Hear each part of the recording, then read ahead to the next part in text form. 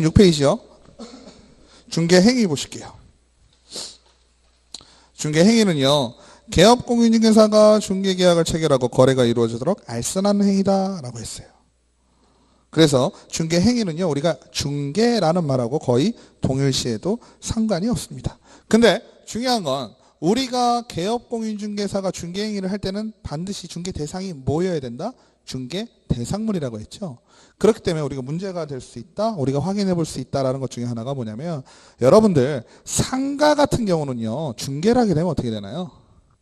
상가를 중개를 했다? 그러면 보증금과 월세도 있지만 거기에 뭐가 있습니까? 권리금이라는 게 있어요. 그죠? 권리금은 지금 아까 중개대상물 3조를 했는데 거기에 나왔나요? 안 나왔나요? 언급이 안 됐죠? 그전에는 언급이 됐지만 제가 말씀을 안 드렸어요. 그러면 말씀을 안 드렸다는 얘기는 언급을 하지 않았다. 중개대상물에 들어간다, 들어가지 않는다? 들어가지 않는다. 그죠? 그러면 권리금을 중개했을 때는 권리금은 중개를 하면 되냐 안 되냐부터 따져봐야 된다는 얘기죠. 이 법에 의해서 규정을 받지 않는다는 얘기는 중개를 하란 소리예요, 말란 소리예요. 다시 말씀드리면 권리금은 이 법에 의한 중개대상물이 아닙니다. 그죠? 그건 확실하죠. 그러면 권리금은 중개를 해야 돼요, 말아야 돼요? 당연히 해야지요. 왜 그럴까요? 그렇지요. 이 법에 적용을 받지 않는다는 얘기는 중개 보수는 이 법에 의해서 일정 부분 정해져 있죠. 그죠? 근데 그 정해져 있을 때는 중개 대상물에 의한 중개 행위, 중개를 할 때만이란 얘기죠. 맞죠? 그러면 권리금 같은 경우는요, 중개 대상물이 아니란 얘기예요. 아니니까 중개를 했을 경우 중개 보수 규정을 준용받지 않는다. 아시겠죠?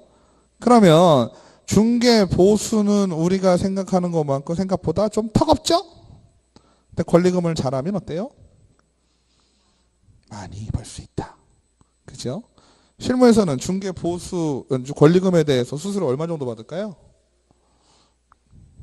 내 마음대로입니다. 내 마음대로 받습니다. 그죠? 어떤 사람은 5천만 원만 받아주세요 라고 얘기하는 경우가 있죠. 그러면 6천만 원을 받았으면 1천만 원은 수수료가 되는 거고. 그죠? 5천만 원 받아주세요 그랬는데 수수료 권리금을 1억을 받아줬다? 그죠? 그러면 5천만 원을 수수료로 받나요? 네? 그죠? 엄청 욕먹어요? 그죠? 엄청 욕먹었죠? 저런 날도둥동 이러죠? 그죠? 이 정도 갭이 생길 거는 어떻게 할까요? 이 사람에게 돈을 더 주던지 요걸 깎아 주던지 해서 적정 수준을 맞추는 겁니다. 그거는 실무를 하시면서 하실 거예요. 근데 분명한 건요, 저희가 실무적으로 보면 최소한 10% 이상 받아요. 10% 이상 받아요, 권리금에 대해서. 근데 여러분들도 마음이 그래요. 내가 이거 만약에요 5천만 원 투자를 했는데 8천만 원 받아주겠다 그래요. 근데 계약은 1억 썼어요. 중요한 건 권리금에 대해서 세금 내야 안 내요? 세금도 안 내. 아주 그냥 음성적이야, 권리금은. 이걸 양성화시키려고 노력을 하고 있지만 어찌됐건 지금까지는 권리금을 내가 더 받았다고 해서 내가 3천에 산 거를 7천을 받았다고 해서 거기에 대해 세금 안 내죠. 그러니까 7천 받아주면 1,000만 원 주는 거 전혀 아깝지가 않죠. 7천 해봐야 700만 원밖에 안 되잖아요. 네. 어떻게요? 아, 그렇죠. 이것뿐만 아니라 자, 실무적으로 본다면요. 상가에 대해서 A 건물주죠. 그죠? B가 임차인이에요. B1한테 C가 할 거 아니에요. 원래는 이런 식의 계약이 돼 있던 걸 새로운 계약을 C가 만들었죠. 근데 중요한 건 C가 결국은 B죠. 왜냐하면 보통 여기 있는 사람이 얘기를 하니까 주인이 얘기하는 건 많지 않아요. 그죠?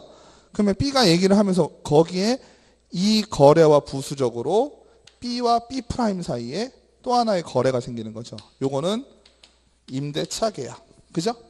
여기는 권리금 계약입니다. 그래서 원래 제대로 상가 계약을 하면 등장인물이 어떻게 돼요? 4명이 돼요. A, B 프라임, B, C가 됩니다. A와 B 프라임이 계약하는 거래 계약, 임대차 계약은 B가 관여할 게 있어요, 없어요? 없지요. 조건만 맞으면 돼요. B하고 동일하거나 아니면 조금 올리거나. 그죠?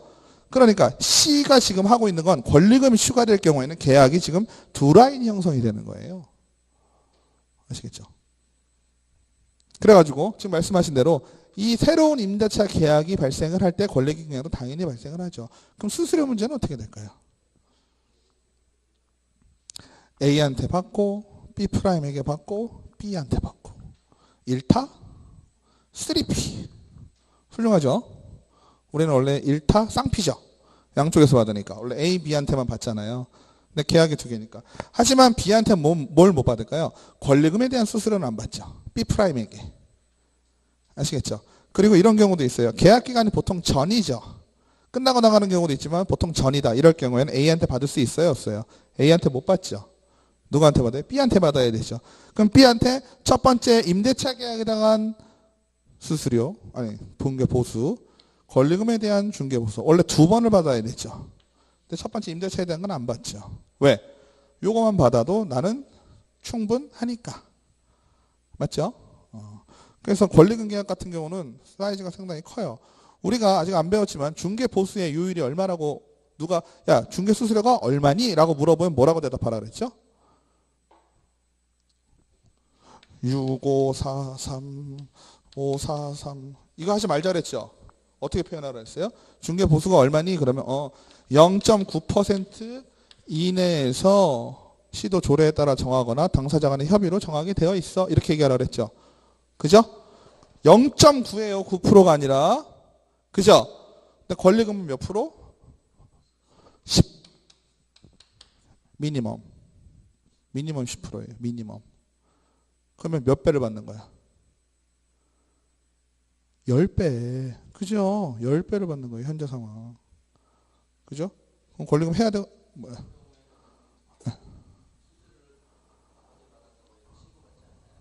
이거는 중개법에는 안 걸리죠. 당사자가 협의하게 돼 있는 거니까.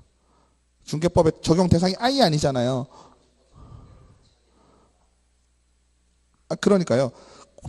C가 B한테 받을 때 임대차 부분에 대한 건 안 받을게 라고 얘기를 할 거 아니에요. 대신 권리금에 대해서는 수수료를 얼마를 주시오 라고 얘기를 할 거 아니에요. 근데 B가 만약에 오케이 콜 했잖아요. 콜했던 거는 C와 B 사이 간에 중개 계약이 성립을 한 거잖아요.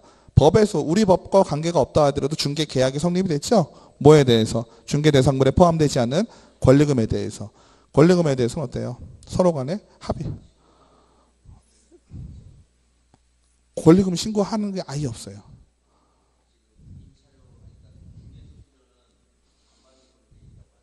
네.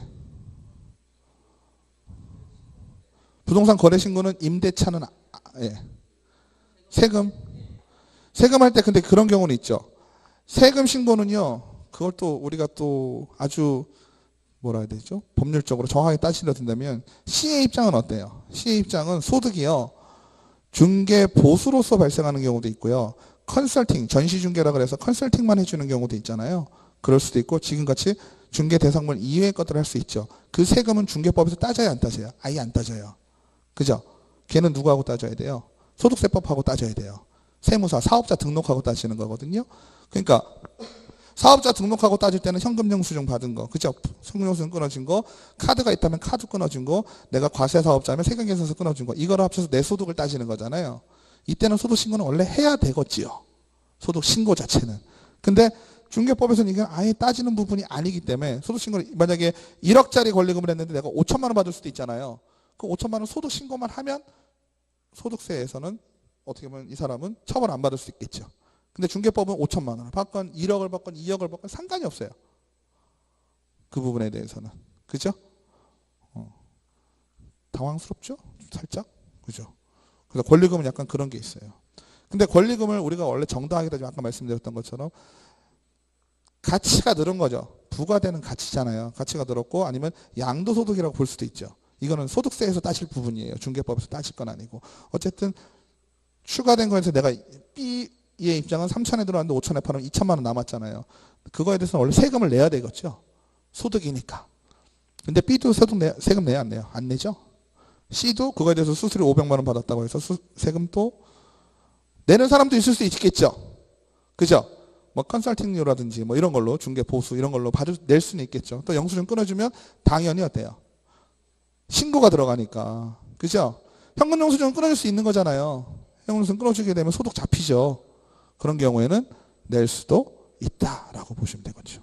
그래서 우리가 따지려고 하는 건 우리는 중개법을 지금 배우고 있잖아요. 공인중개사법을 배우고 있잖아요. 공인중개사법에서 따질 수 있는 건 뭐냐면 권리금에 대해서는 공인중개사법 적용을 받지 않는다. 중개대상물이 아니다. 아시겠죠? 0.9%에 해당이 없다.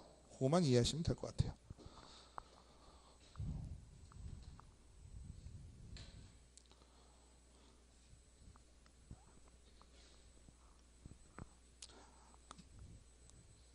그런데 우리가 중개행위를 얘기를 할 때 중개라는 말이요.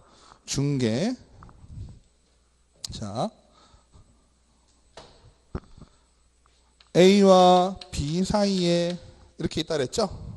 이렇게 있는데 A와 B 사이에 체결하는 이 계약 있죠? 거래 계약. 이게 우리 입장에선 가장 중요한 거예요. 그죠? 우리가 중개 활동을 하면서 중개 활동을 한다는 건 요거 같죠? 그죠? 이 중개 활동을 하는 데 있어서 이 거래 계약이 체결되도록 우리는 중개 활동을 계속 하고 있는 거예요. 그래서 이러한 중개 활동의 끝, 즉 중개의 완성이라는 표현이 있습니다. 중개의 완성. 그죠? 우리가 중개 뭐라 그랬어요? 어려운 말로 알선이라고 했죠? 그죠? 여기 가서 알선하고 저기 가서 우리 중매하잖아요. 중매. 그죠? 중개 말고 중매한다고 생각하면 중매가 끝나는 시점이 언제예요? 중매 잘 쓰면 뭐 받죠? 돈 받나요? 옷, 양복, 뭐 옷 받는 거 아니에요? 그죠? 옛날 말로? 맞죠? 중매를 잘 쓰면 옷을 받고 못 쓰면 뺨이 석대라며. 맞죠? 그러면 뺨을 석대를 맞던지 옷을 받던지 하는 시점이 언제일까요? 결혼을 해야지. 그죠? 결혼도 안 했는데 중매가 잘 됐다? 중매가 못 됐다? 이 얘기는 없죠.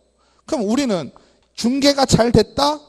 중개를 했으므로 돈을 달라? 이때가 언제 시점이겠어요? 계약이 끝났을 때? 성립됐을 때. 계약서를 썼을 때. 물론 계약이요. 거래 계약이라는 것도 시간이 소요가 되죠. 그죠? 계약금, 중도금, 잔금에 시간이 소요가 되잖아요. 일정 시간이 흘러야지만 거래 계약도 완성. 거래 계약의 시작, 끝. 그죠? 일정 시간이 흘러야 돼요. 중개도 여기 가서 쏙닥쏙닥, 저기 가서 쏙닥쏙닥. 그죠? 중개도 알선을 하는데 시간이 걸리지만 중개의 시작과 끝이 있다라고 친다면 이 끝나는 시점은 언제냐면 요거랑 이어지는 거예요. 거래 계약이 시작될 때 중개는 끝. 아시겠죠? 중개가 끝났다는 얘기는 중개가 완성이 되었다는 얘기예요. 이 중개의 완성의 의미가 중요한 이유는 뭘까요? 우리가 아까 먹고 죽을 돈도 없다 그랬죠? 그죠? 먹고 죽을 돈도 없다 그랬어요. 그럼 결국 우리가 중개업을 하고 있고 중개 활동을 했잖아요. 그러면 보수를 달라고 하는 게 뭐예요? 보수를 달라고 하는 게 청구한다 그랬죠? 그죠? 앞에 중개를 했으니까 중개가 되겠죠?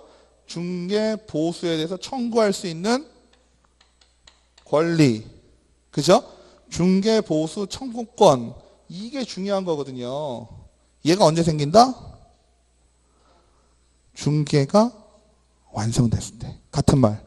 계약이 거래 계약이 체결되었을 때란 얘기예요.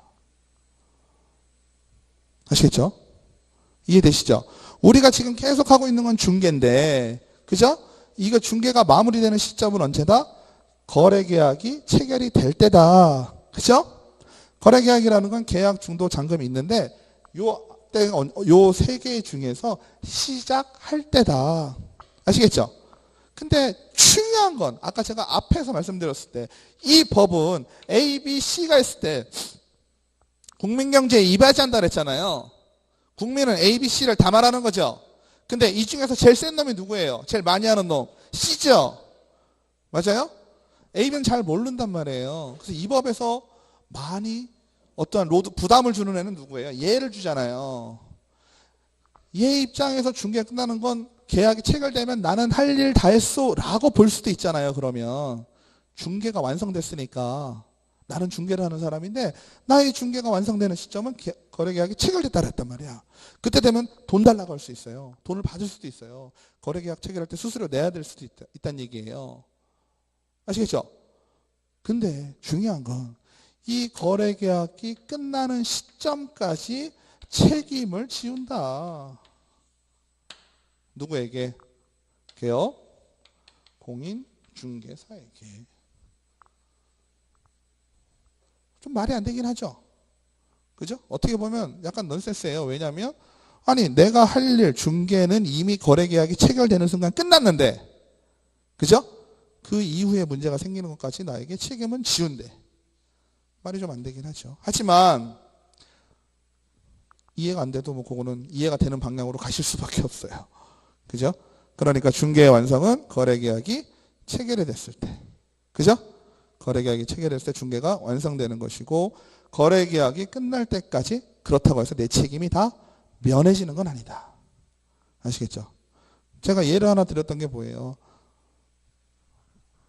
거래계약을 체결하고 잔금 때까지 뭐 한다 그랬죠? 잔금 시에 매도인은 소유권 이전에 관한 서류를 넘겨주고 매수인은 대금을 지급을 하죠. 그럼 매수인 입장에서는 소유권 이전에 관한 서류를 받았으니까 뭘 해야 돼요? 소유권 이전 등기를 신청하겠죠? 소유권 이전 등기 신청할 때 누가 해요? 내가 하죠? 내가 하나요? 매수인이 직접 하나요? 아니죠. 누군가 한 명 더 출연합니다. 정확하게는 법무사 사무장이 출연하죠. 법무사가 움직이는 경우는 없어요. 법무사 사무장이 출연을 해요. 그럼 법무사 사무장이 와가지고 어때요? 그때는 법무사에서 왔다 그러니까 왠지 되게 공무원 같은 느낌도 들고 되게 대단한 사람 같기도 하고 막 그래요. 달라는 대로 다 줘요. 도장 주세요. 네. 그죠? 도장 막 여기저기 찍는데도 아무 거리낌이 없어요. 그때 좋거든 기분이 업돼 있고. 그죠? 이미 대금은 치렀고 선은 넘어갔죠. 그러니까 도장 막 찍어요. 인감 도장을 막 찍어. 그리고 서류 뭐 인감, 초본, 등본 막 갖고 오라고 다 갖다 줘. 그죠? 맞죠? 그리고 게다가 뭐까지 줘요? 돈까지 줘요. 무슨 돈 줍니까? 취등록세까지 주죠? 취등록세한테 법무사 계좌로 싸요. 누가? 매수인이. 그죠? 쏘고 그 취등록세뿐만 아니라 거기에 법무사의 보수까지. 그죠? 계산이 나오면 바로 쏩니다. 그러면 등기가 된 줄 알고 매수인은 이제 룰루하고 집에 가서 이제 등기장만 기다리겠죠. 등기권리증만. 근데 만약에 그 법무사 사무장이 돈을 들고 날랐네. 취등록세가 10억이면 얼마예요? 4%죠? 4천만 원쯤 되거든요. 주택 같은 경우도 9억이 넘으면 3%구나. 3%죠. 일반 건물이도 상가 건물이다 그러면 꽤 크죠? 20억이면 4%니까 얼마예요? 4.6%쯤 되죠. 대충 1억쯤 돼요. 그죠? 그 돈 들고 법무사 사무장이 날랐다. 누가 책임이에요? 1번 책임은 법무사 사무장. 그죠? 2번 책임은 법무사 사장님. 그죠? 직원의 행위니까. 그죠? 3번 책임도 공인중개사도 있어요. 공인중개사도 그런 경우에 책임을 또 일부 진다는 얘기예요. 그 얘기는 뭐냐면 계약이 끝날 때까지 어떻게 해요? 신의 성실에 따라서. 그죠? 엄청나게 열심히 공인중개사도 넉넉히 있지 말란 뜻이에요. 아시겠죠? 나는 중개가 완성되는 순간에 내 할 일은 다 했네. 이렇게 끝날 수도 있겠죠. 원래대로 하자면, 법대로 하자면 돈도 다 받았어. 그럼 끝이잖아요. 근데 소개했을 경우, 그런 데는 아니죠. 소개했을 경우죠. 소개했으면은 그거에 대해서 신의성실을 지켜야 된다는 얘기지. 근데 대부분 소개하죠. 왜 그럴까요?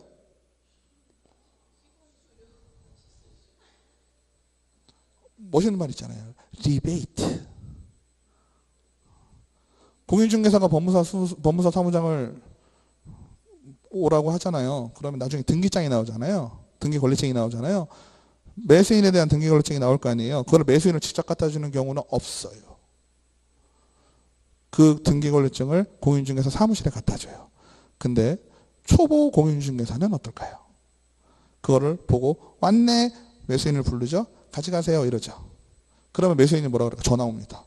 어우, 거기 법무사는 참 좋은 것 같아요. 권리 취득 축하금도 주네요. 이럽니다.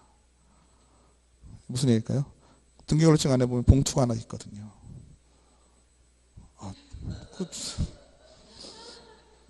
알아두셔야 되는데 법무사 사무장에서 봉투를 갖고 와요. 거기다가 녹음되는 거잖아 참.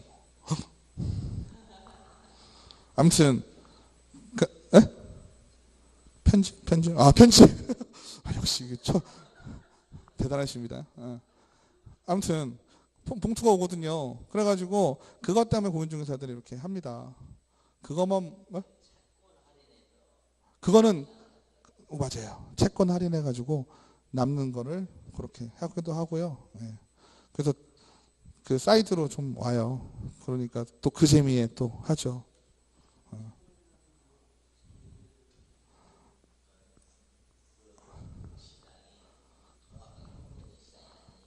공채 같은 경우도 있고요.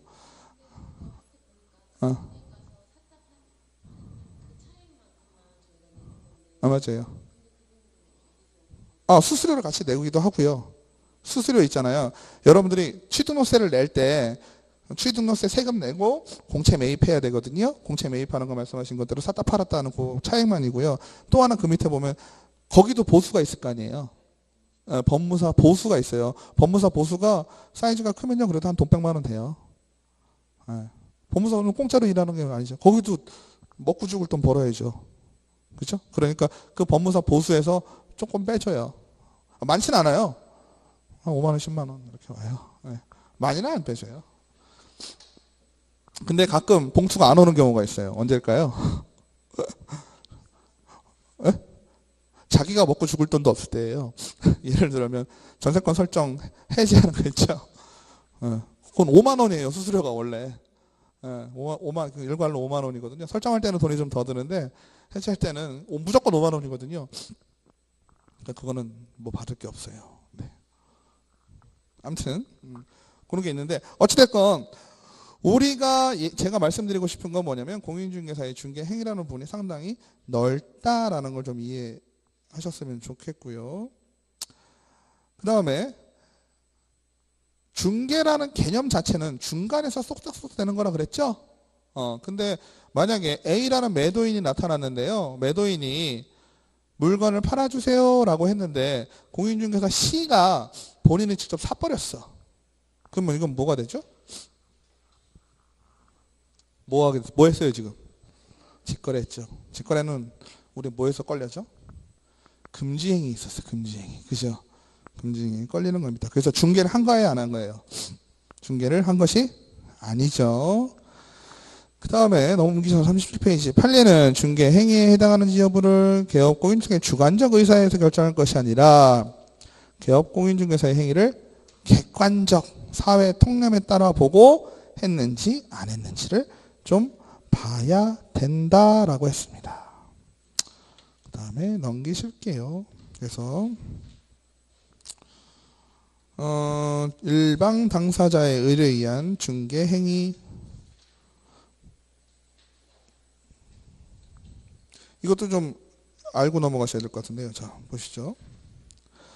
판례에서요. 개업 공인중개사는 거래 쌍방의 당사자로부터 중개 의뢰를 받은 경우뿐만 아니라 거래의 일방 당사자의 의뢰에 의해서 중개 대상물의 매매, 교환, 임대차, 기타 권리의 득실 변경에 관한 행위를 알선 중개하는 경우도 중개 행위에 해당된다고 하였다. 이건 뭘까요?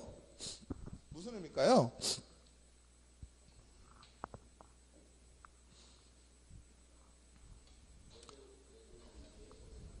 한쪽만 받은 거예요. 그러니까 의뢰를.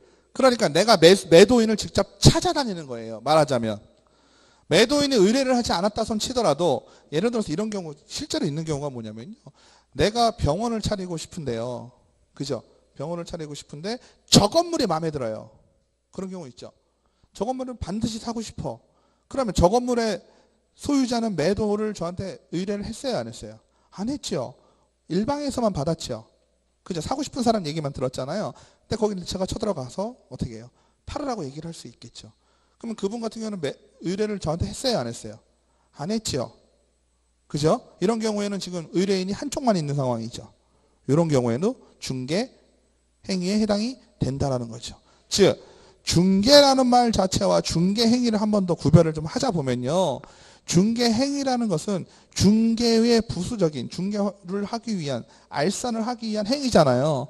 그러니까 중개 행위는 중개라는 말 자체보다는 조금 더 넓게 볼 수도 있겠죠. 아까 제가 말씀드렸던 뭐 횡령을 하고 뭐 어쩌고 저쩌고 이런 행위들도 다 뭐라고 볼 수 있는 거예요? 중개 행위에 포함된다고 볼 수 있는 거지.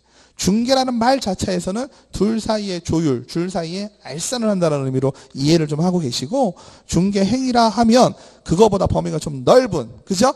공인중개사의 책임을 지우는 행위까지도 포함한다라고 보시면 되겠습니다. 그 다음에 중개행위의 성격은 보조적 준비행위다. 보조적 준비행위라는 건 뭐예요? 중개행위 자체가요, 어떠한 주가 돼서 메인이 되는 것이 아니죠. 우리가 항상 메인이라고 생각해야 되는 건 뭐예요? 거래 당사자 간의 거래계약이잖아요. 그죠? 그 거래계약에 부수적으로 이루어지는 준비행위이다라고 이해하시면 되겠고요. 중개행위라는 것이 거래계약에 부수적으로 이루어진다 손 치더라도, 그죠? 이것은 뭐 거래를 대신하거나 이런 개념은 아니죠. 거래계약을 위한 하나의 독단적인 독립적인 행위라고 보시면 되고요.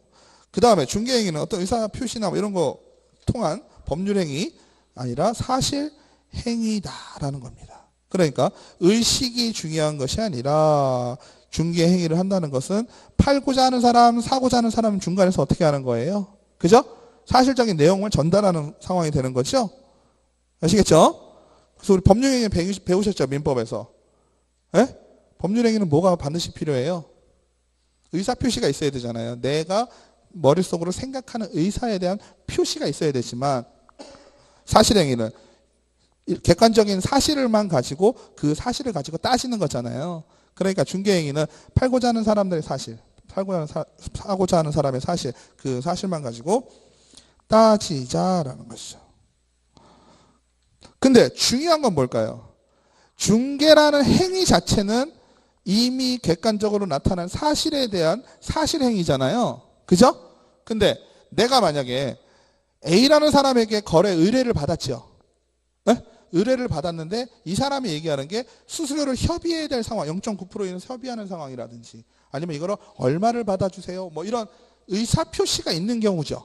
중개 계약 자체는. 중개 계약이라는 건 뭐냐면 우리가 거래계약 아까 많이 얘기했잖아요. A와 B 사이에 있을 때 요거 자체는 우리가 A와 B 사이에 거래 계약이라고 표현했잖아요. 그러면 C가 있을 때 계약은 청약과 승낙으로 그냥 이루어지죠.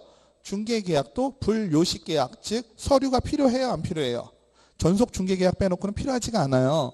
여러분들이 만약에 공인중개사 사무실에 찾아가서 우리 집 팔아주세요 그랬는데 공인중개사가 네 그러죠. 그러면 공인중개사와 여러분들 사이에는 계약이 성립이 된 겁니다. 그 계약을 우리가 뭐라고 부른다? 중개에 대한 계약이다라고 했어요. 맞죠? 그럼 중개 계약을 맺을 때는 A와 C 사이에 정신작용을 해요, 안 해요? 하겠죠. 그죠? 그러니까 얘가 A와 B 사이에서 이렇게 쏙닥대는 거는 중개행위 자체는 사실행위지만 A와 C 간에 체결한 중개 계약이나 A와 B 사이에 체결한 거래 계약 같은 경우는 어떻게 되겠어요? 얘는 의사표시가 있는 법률행위다. 이렇게 이해를 하시면 돼요. 그러니까 계약자가 붙으면 뭐가 되는 거예요? 결국 법률행위가 되는 거고, 그죠? 중개라는 말 자체로는 사실행위다라고 이해를 하시기 바랍니다. 넘기시겠습니다. 그 다음에 우리가 중개행위를 할 때 다른 것들과 좀 비교해서 볼 수 있는 게 있는데요. 위임이라는 게 있어요. 위임. 중개는 사실 행위로서 우리가 중개 보수를 받죠? 그러니까 유상이에요? 무상이에요? 유상이에요. 근데 위임은 뭐예요? 무상이 원칙이죠? 차이점을 가지고 있고요. 비슷하게 생겼지만 도급 같은 경우 우리도 중개가 완성이 된다. 거래계약이 체결이 돼야 되죠? 근데 도급이라는 말 자체는 뭐예요? 일의 완성을, 그죠? 일의 완성을 목적으로 하는 계약을 얘기합니다. 도급계약. 그래서 도급계약을 이해할 때 가장 좋은 건 뭐예요? 건설공사 같은 경우는 다 도급계약이라고 해요. 그죠? 건설공사 같은 경우 집 다 짓는 것을 목적으로 하고, 그죠? 도로를 다 까는 것을 목적으로 하고, 그죠? 근데 이러한 도급과 중개가 차이점은 뭐예요? 도급은요, 일에 하자가 발생을 했다면, 그죠?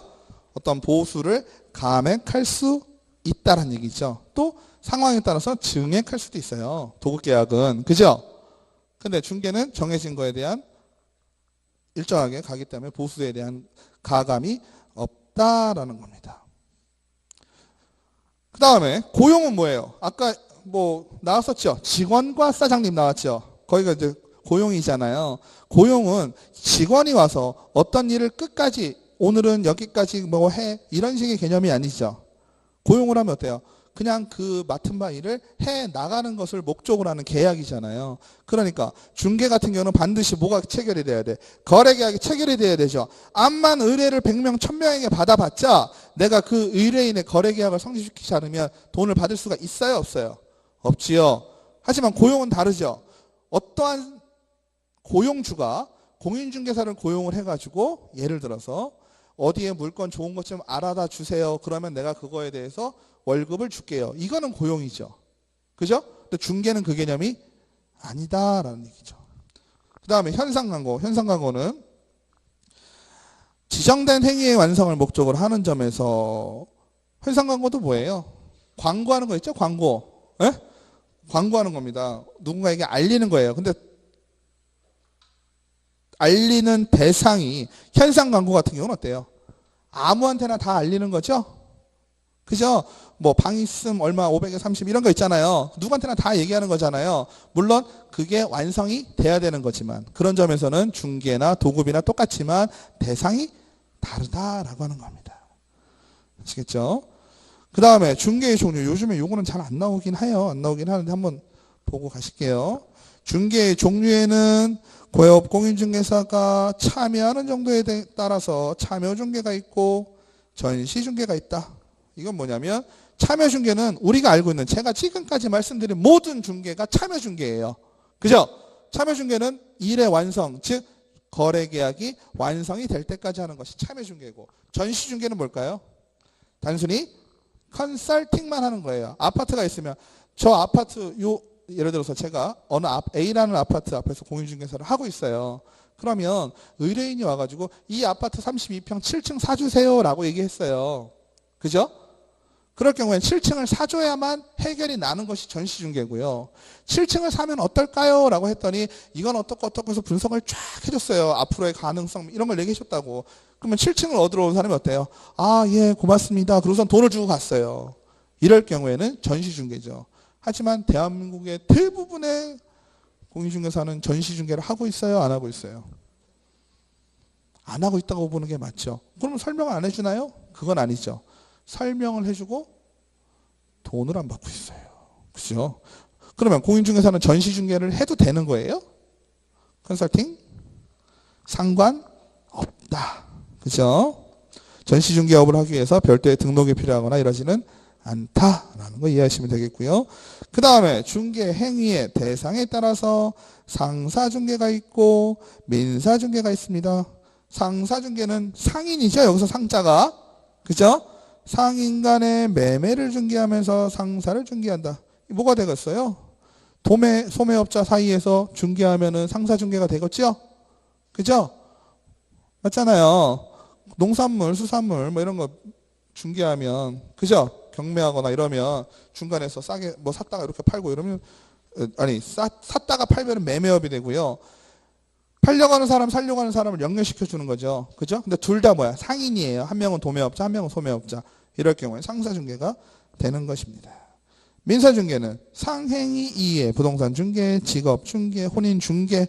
이거는 내가 당사자, 거래 당사자가 어떠한 상업 활동을 하기 위한 것이 아니죠. 부동산 중개는 대부분 어때요? 상업 활동을 하기 위한 거라기보다는 어때요?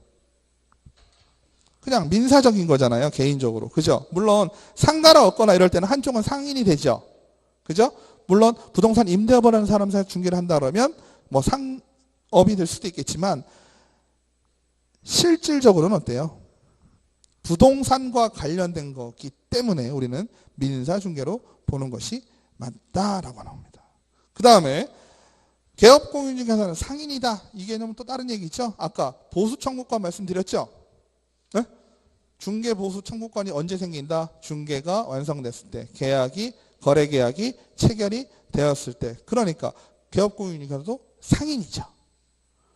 그죠? 조금 기분 나쁘죠. 상인이라 그러니까. 아닌가요? 그 다음에 의무의 정도에 따라서 일방적 중개가 있고 쌍방적 중개가 있어요. 일반적 중개계약은 개업공인중개사는 중개의뢰인과 거래를 할 상대방을 발견하기 전에는 의무가 없다. 개업공인중개사는 적극적으로 중개 완성을 노력할 의무가 있다. 이게 무슨 차이가 있을까요? 자, 여러분들이 나 집 팔아주세요 했어요. 그럼 공인중개사가 네 알았어요. 중개계약 체결됐죠? 맞죠? 그러면 제 입장에서는 어때요? 방향이 어때요? 방향이.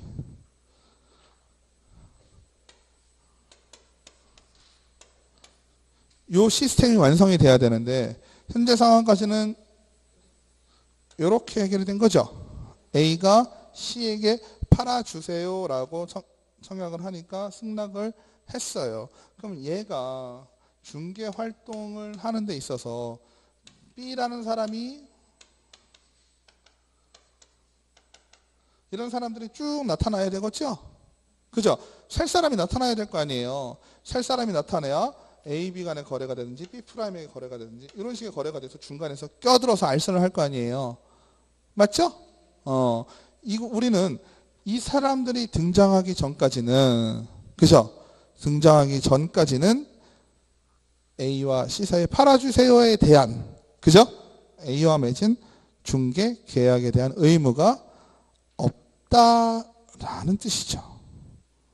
그죠? 근데 개업공인중개사 쌍방적 중개를 보시면 개업공인중개사는 적극적으로 중개 완성을 위하여 노력할 의무가 있다. 이거는 무슨냐면 일방적이다, 쌍방적이다의 개념은 뭐냐면요. 내가 중개 활동을 하는 거에 대해서 쉽게 생각하시면 A와 어떠한 소통을 한다, 안 한다 정도로 보시면 돼요.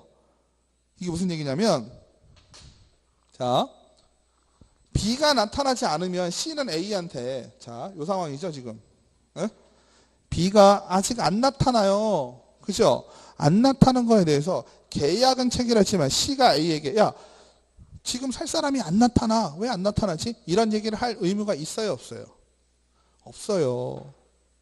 아시겠죠? 즉 방향이 어떻게 돼요? A한테 왔으면 C가 다시 위로 올라가는 거에 대한 부분이 없다란 얘기예요. 중개계약만 따지는 거예요. 그죠? 근데 쌍방적 중개라고 하는 것은 A가 C한테 중개계약을 체결을 하자고 청약을 하고 얘가 승낙을 했잖아요. 승낙을 하고 나서는 어떠냐면요. C가 중개 활동하는 모든 면면들을 A하고 소통을 하게 됩니다. 그죠?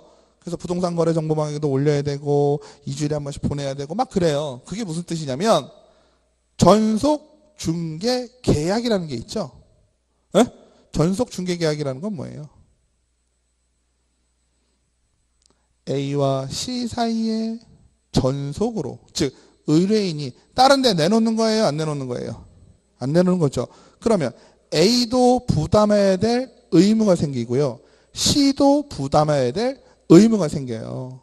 그죠? 서로 쌍방적으로 의무를 부담하는 것. 요게 쌍방적 중개, 서로 간에 소통이 이루어진다. 일방적 중개는 보수 지급의 의무는 있지만 A는 C에도 얘기해도 되고 C2'에 얘기해도 상관없죠. 그죠? 그래서 일반 중개 계약을 일방적 중개라고 표현을 하고요. 전속 중개 계약을 쌍방적 중개 계약이라고 표현을 합니다. 그 다음에 이 그림에서 조금 더 발전된 그림이 뭘까요? A와 B와 C가 이렇게 있잖아요. 그죠? A, B, C가 있는데 이런 케이스 말고 C라는 라인은 A한테 의뢰를 받았고요. 또 다른 공인중개사 C'이 나타납니다. 이 사람은 B한테 의뢰를 받았어요. B한테 의뢰를 받고 C와 C'이 연결이 돼서 그림이 지금 어떻게 이렇게 돌아갔죠? 한 바퀴가 돌았죠? 이럴 경우에 C가 지금 몇 명이에요? 2명. 2명일 경우에 우리가 뭐라고 불렀다?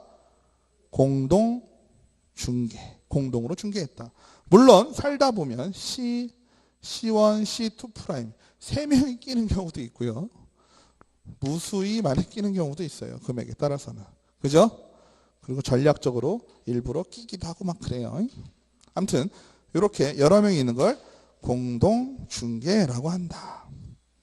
그 다음에 법적 근거가 있는 중개를 공인중개라고, 법적 근거가 없는 중개를 사중개라고 한다. 이거는 법의 근거가, 우리 공인중개사들은 다 공인중개사죠. 그래서 공인된 중개업자입니다. 근데 개인적으로 누군가가 중개를 한다. 중개 업만 하지 않으면 중개법에 걸리지는 않죠. 그죠? 그리고 중개 대상이 부동산이 아닐 경우에는 또 공인중개사법 상관이 없죠.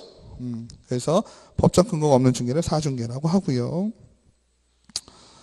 그 다음에 책에는 없는데요. 하나 좀 적어보시면 국내 중개, 국제 중개 이런 표현도 쓰기도 해요.